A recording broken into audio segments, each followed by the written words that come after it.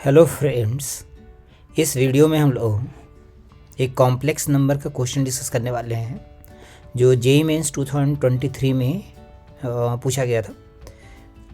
तो यहाँ पे जैसे आप देखेंगे तो ये क्वेश्चन तो देखने में थोड़ा सा कॉम्प्लिकेट सा लग रहा है, बट ऐसे क्वेश्चंस को डील कैसे करते हैं अभी मैं जैसे ही सिखाऊंगा आपको लगेगा ये तो बहुत ही आसान सा क्वेश्चन था। तो इस तरह के क्वेश्चन से हमें डरना नहीं है और ये क्वेश्चंस इजीली क्रैक हो जाते हैं। तो चलिए देखते हैं। यहाँ पे जैसे हमें जेड के बारे में इंफॉर्मेशन क्या दे रखा है, एक तो ये दे रखा है इसका रियल पार्ट 3 है ना। और ये कह रहे जो सेट है ये सेट कोई वैल्यू दे रहा है, मतलब कोई इंटरवल दे रहा है। देखिए इस सेट की वैल्यू कोई इंटरवल नंबर है, तो हमें इसी से मतलब है। तो पहले तो हम जेड को कुछ सपोज कर लेते हैं। Let Z equals to A plus iota B.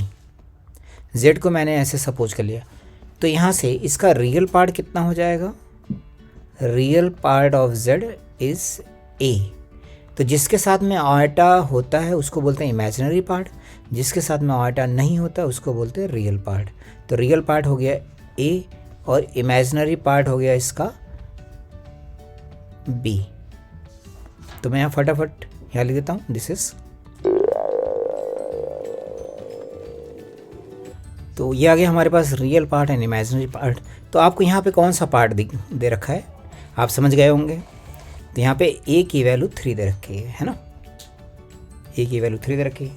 चलिए अब इस वाले पार्ट में आ जाए जिसकी वैल्यू आपको चाहिए। ये कोई कॉम्प्लेक्स नंबर है तो मैंने लिख दिया W इक्वल्स टू, है ना, ऐसा सपोज करें। Let W equals to Z minus Z bar plus Z bar divided by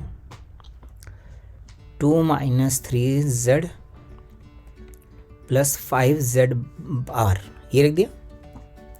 अब यहाँ पे सारी वैल्यूज हमें सब्स्टिट्यूट करनी होंगी। तो सबसे पहले हम लोग देखें कि Z इंटू जेड बार कितना हो गया। Z हमें कितना दे रखा है, A प्लस आयटा B, तो Z बार कितना हो गया, A माइनस आयटा B।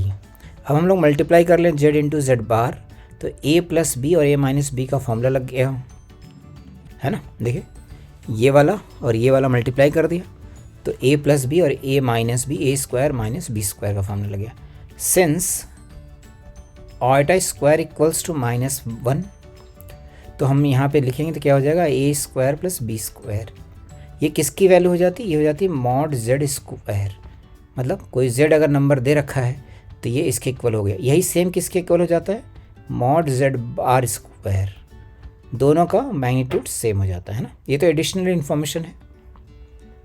अब ये सारा डेटा हम लोग यहाँ पे सब्स्टिट्यूट कर दें तो z की वैल्यू कितनी थी, a plus iota b, Z bar कितना था, a माइनस आयटा b, और जेड बार कितना है, a स्क्वायर प्लस, देन यह आएगा 2 minus 3 a plus iota b and 5 times z bar that is a minus iota b। इसको arrange करके लिखें तो आएगा 2 आयटा b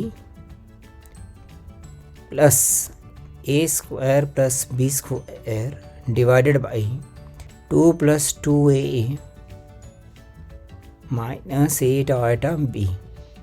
ये वैल्यू मिलेगी हमें। देन अब हम लोग इसको रैशनलाइज कर लेते हैं, क्योंकि हमें क्या चाहिए, हमें रियल पार्ट चाहिए, तो इसको हमें रैशनलाइज करना होगा। तो सबसे पहले क्या करते हैं, ए की वैल्यू सब्स्टिट्यूट कर देते हैं, थोड़ा कैलकुलेशन इजी लगने लगेगा। तो यहाँ आ जाएगा हमारे पास 9 plus B square plus 2 iota B divided by, यहाँ पे हमने 3 रख दिया तो हो जाएगा 8 माइनस 8 आयटा बी। अब इसको रैशनलाइज करने के लिए डिनोमिनेटर के कॉन्जुगेट से ऊपर नीचे मल्टीप्लाई कर देंगे। तो 8 तो कॉमन हो गया, तो इसको लिखेंगे हम लोग 1 plus iota B divided by 1 plus iota B. ये ऊपर नीचे हम लोगों ने मल्टीप्लाई कर दिया। देन सिंप्लीफाई कर लें। सिंप्लीफाई करते समय हम इसको डायरेक्टली यूज कर सकते हैं। देखिए जब इन दोनों को आप मल्टीप्लाई करेंगे तो रियल मिलेगा, इन दोनों को मल्टीप्लाई करेंगे तभी भी रियल मिलेगा। तो रियल वैल्यूज़ को एक साथ लिख देते हैं, है ना। तो क्या होगा, 9 प्लस बी स्क्वायर, मैं एक साथ डायरेक्ट लिख के दिखाता हूँ। फिर ये वाला इसके साथ मल्टीप्लाई करेंगे तो हो जाएगा 2 आयटा स्क्वायर बी स्क्वायर, ठीक। ये तो रियल पार्ट हो गया। इमेजिनरी पार्ट क्या बनेगा, plus iota times 2b plus b times 9 plus b square. ऐसा कैलकुलेशन अगर हम लोग एक साथ कर लेते हैं तो ज़्यादा बेटर होता है, बट नहीं भी कर पाते तो कोई बात नहीं, कैलकुलेशन स्लो करनी है बट करेक्ट करनी है। तो आएगा 8, इसको मल्टीप्लाई कर लिया तो हो जाएगा 1 square minus iota square b square. तो आयोटा स्क्वायर की जगह कितना लिख देंगे, -1। तो वो यहाँ आ जाएगा हमारे पास 9, ये वैल्यू कितनी होगी, -1। तो 9 minus b square plus iota times 2b plus 9b that is 11b plus b cube divided by 8 times 1 plus b square. तो इसका रियल पार्ट कितना हो गया, है ना। तो क्या लिखेंगे हम लोग, रियल पार्ट ऑफ w। तो ये वैल्यू कितनी हो गई, this is 9 minus B square upon 8 plus 8b square. अब इसकी वैल्यू हमें जैसे फाइंड आउट करनी है तो मैंने इसको कुछ सपोज कर लिया, इसको t ले लिया, इसका हमें रेंज निकालना है। Since b is a real number then cross multiply करें तो 9 minus B square is t times 8 plus 8b square. Then यहाँ से b स्क्वायर की वैल्यू हमने सेपरेट कर लिया, कितना आ गया, यह आएगा 9 minus 8t divided by 1 plus 8t, ये मिलेगा। Then since b is real number therefore b square must be greater than equals to 0। तो ये क्वांटिटी क्या होना चाहिए, ग्रेटर देन इक्वल्स टू 0 होना चाहिए। तो इसको सॉल्व करने के लिए हम लोगों ने माइनस साइन कॉमन कर लिया, तो आ जाएगा 8t minus 9 divided by 8t plus 1 less than equals to 0। Number line पे प्लॉट कर लें, -1 upon 8 and this is 9 upon 8। जो डिनोमिनेटर में वो ओपन रहेगा, जो न्यूमरेटर में वो क्लोज रहेगा, क्योंकि यहाँ पे इक्वल टू साइन लगा हुआ है ना। तो हम लोग ऐसे बना लेंगे बबल्स, ये हो गया प्लस, ये हो गया माइनस, ये हो गया प्लस। हमें क्या चाहिए, माइनस वाला पार्ट चाहिए। Therefore t belongs to the interval -1 upon 8 to 9/8, ये मिलेगा हमें, है ना।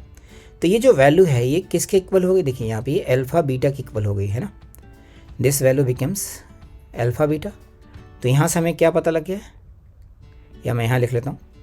तो यहाँ से क्या पता लग गया, alpha equals to -1 upon 8 and beta equals to 9 upon 8, ये वैल्यू पता लग गई। देन हमें क्या चाहिए, 24 टाइम्स बीटा माइनस अल्फ़ा। तो बस यहाँ पे 24 टाइम्स बीटा माइनस अल्फ़ा करेंगे तो जाएगा 10 अपॉन 8 दैट इज़ 30। तो यही आंसर हो जाएगा फ्रेंड्स। तो ये क्वेश्चन देखने में तो थोड़ा सा बड़ा दिख रहा है, बट जब आप अपने आप से एग्ज़ाम में कैलकुलेशन करते हैं तो बहुत सारे स्टेप्स यहाँ पे हमें शो नहीं करने पड़ते हैं, तो यहाँ पे कैलकुलेशन कम हो जाती है और क्वेश्चन हम लोग इजीली सॉल्व कर सकते हैं। Okay, thank you friends.